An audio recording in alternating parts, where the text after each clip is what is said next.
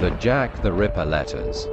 Jack the Ripper, he was one of the most terrible serial killers in history.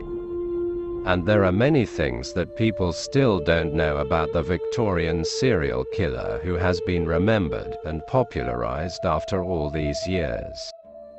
The main of the two letters allegedly written by Jack the Ripper to the press may possibly have been fabricated by journalists in order to increase newspaper sales. November-August 1888, Jack the Ripper actually killed 5 sex workers between August and November.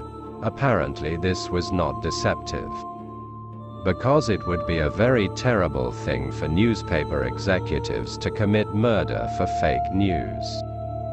Instead, the mystery about the disemboweling pocket is in this letter, which was allegedly received by the Central News Agency, and on the postcard the letter was received by the agency on September 27. The postcard arrived 4 days later. The name Jack the Ripper was used for the first time in this letter.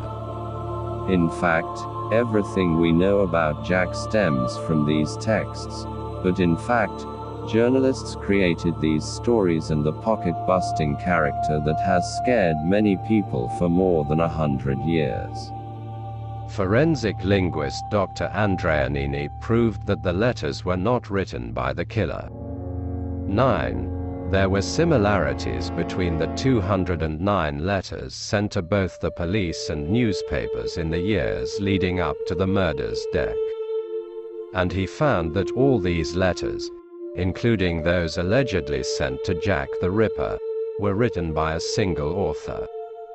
The use of the same identical statements and the same handwriting proved that Jack had never reached out to the police or the press.